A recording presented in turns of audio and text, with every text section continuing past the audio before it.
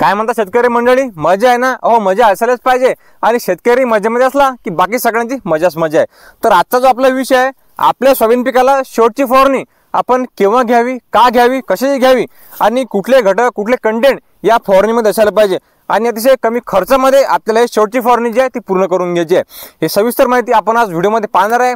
तुम्हाला फक्त एकच काम करायचं आहे, व्हिडिओ पूर्ण पहा आणि जेवणी हातावर उजव्या हातावर जे बटन दिसते काळ्या कलरचं ते दाबून द्या आणि चॅनलला सबस्क्राइब करून घ्या। सबस्क्राइब करायला ₹1 खर्च आपल्याला येणार नाही, परंतु लाख मुलाची माहिती हे रोज आपल्यापर्यंत येत राहणार आहे। आता आपल्या सोयाबीन पिकाला हे शेवटची फवारणी आहे, हे आपण केव्हा घ्यायला पाहिजे। आता जर पाहिलं तर आपल्या सगळ्या शेतकरी बांधवांचे सोयाबीन पीक आहेत हे अशा पद्धतीने शेंग अवस्थेमध्ये आहे। हे पहा, हे पूर्णपणे सोयाबीन आहे, हे पूर्णपणे शेंग अवस्थेमध्ये आहे आणि या शेंग अवस्थेमध्येच आपल्याला हे शेवटची फवारणी जी आहे ती पूर्ण करून घ्यायची आहे। आणि या शेवटच्या फवारणीमध्ये जो आपल्याला भर द्यायचा आहे तो म्हणजे अळीनाशकवर। एक वेळ आपण विद्राव्य खत नाही घ्यायला चालते, एखादा फंगिसाइड नाही घ्यायला चालते, परंतु अळीनाशक आहे हे आपल्याला दमदार घ्यायचं आहे। कारण सध्या पाहिलं तर हे पहा, हे पाने खाणाऱ्या अळीचा प्रादुर्भाव या सोयाबीन पिकावर झालेला आहे आणि या परिस्थितीमध्ये जर शेंग पोखरणारी अळी किंवा पाने खाणाऱ्या अळीचा प्रादुर्भाव झाला तर मात्र मोठं नुकसान त्या ठिकाणी आपलं होऊ शकते। आणि 3 प्रकारचे अळीनाशक त्या ठिकाणी आपण पाहणार आहे, जे आपल्याला योग्य वाटणार आहे, जे लवकर मिळणार आहे ते आपण घेऊ शकता। यामध्ये जे पहिलं आहे ते म्हणजे कोराजन। कोराजन मध्ये आपल्याला क्लोरोंडानिफ्लोर हा घटक त्या ठिकाणी पाहायला मिळते आणि एकच घटक त्या ठिकाणी पाहायला मिळते। तर हे आपण घेऊ शकता 6 ते 8 ml न प्रति 15 लिटर पाण्यासाठी। लहान आणि मोठी अळीचा चांगल्या पद्धतीने नायनाट जे आहे ते कोराजन त्या ठिकाणी करते आणि बरेचसे वर्षाले शेतकरी बांधव या कोराजनचा वापर त्या ठिकाणी करतात। आता यामध्ये जो घटक आहे क्लोरोंडानिफ्लोर हा बऱ्याचशा कंपन्या याचं उत्पादन करतात आणि कमी खर्चामध्ये सुद्धा आता उपलब्ध आहे, म्हणून कोणी कंपनीचं घेतलं तर आपण चालते 6 ते 8 ml आपण कोराजन त्या ठिकाणी घ्या। दुसरं म्हणजे ॲम्प्लिको।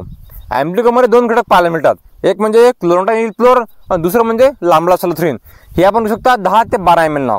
अळी लहान असो मोठी असो, पाने खाणारी असो किंवा शेंग पोखरणारी असो, संपूर्ण नायनाट जे आहे हे ॲम्प्लिको जे आहे ते करते। तर आपण हे 10 ते 12 ml न। तिसरा शेवटचा आपण घेऊ शकता बॅरासिड। यामध्ये नोवाल्डुरान अधिक इमॅक्टिन बेंझोएट हे 2 घटक त्या ठिकाणी पाहायला मिळतात। तर हे सुद्धा आपण घेऊ शकता 35 ते 40 ml न। सर्व प्रकारच्या अळीवर चांगल्या पद्धतीने काम बॅरासिड त्या ठिकाणी करते आणि जे आपण अळीनाशक पाहिले हे दीर्घकाळ नियंत्रण देणारे आहेत, म्हणजे आपण एक वेळ मारल्यानंतर 20-25 दिवस आपल्याला पाहायचं काम नाही आणि एक वेळ जर आपलं शेंग भरली तर मग फारसं नुकसान आपलं अळी करणार नाही। म्हणून या 3 पैकी कुठले अळीनाशक त्या ठिकाणी आपण घ्या, चांगलं नियंत्रण अळीवर आपलं होणार आहे।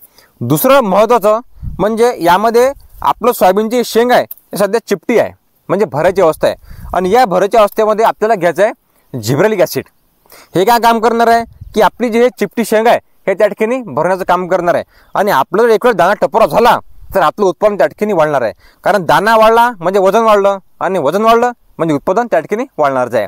तर जिब्रेलिक ॲसिड आपल्याला घ्यायचं आहे 35 ते 40 ml न। आपण कोणत्याही कंपनीचं चांगलं घेऊ शकता किंवा या अवस्थेमध्ये आपण 0050 हे जे विद्राव्य खत येते हे घेऊ शकता।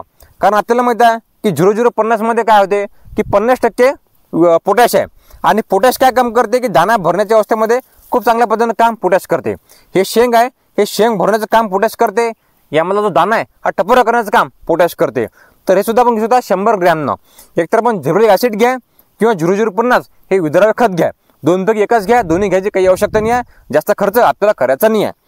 तिसरं शेवटचं आणि महत्त्वाचं आपल्याला घ्यायचं आहे फंगिसाइड म्हणजेच बुरशीनाशक। आता फंगिसाइड कुठलं घ्यायचं आहे, टिबुकोनाझॉल अधिक सल्फर असलेलं हारू किंवा हा घटक असलेला आपण कोणत्याही कंपनीचं घेऊ शकता आणि कमी खर्चामध्ये हा घटक त्या ठिकाणी आपल्याला उपलब्ध आहे। म्हणून एक चांगलं अळीनाशक, एक चांगलं जिब्रेलिक ॲसिड किंवा विद्राव्य खत आणि शेवटचं म्हणजे फंगिसाइड। कारण खराब असलं तर आपण स्टिकर अवश्य घ्या। शेतकरी मित्रांनो, कमी खर्चामध्ये हे आपल्याला फवारणी घ्यायची आहे। यामधलं फक्त आपल्याला महागात जाणार आहे ते म्हणजे अळीनाशक, कारण अळीनाशक आपल्याला चांगल्या पद्धतीने भर द्यायचं आणि हे 3च घटक घेऊन आपण हे शेवटची फवारणी सोयाबीनला करून घ्या, चांगलाच फायदा आपला होणार आहे। धन्यवाद। या व्हिडिओमध्ये आपण थांबणार आहेतच, परत भेटूया नवीन व्हिडिओमध्ये नवीन माहिती घेऊन। तोपर्यंत धन्यवाद। जय जवान जय किसान।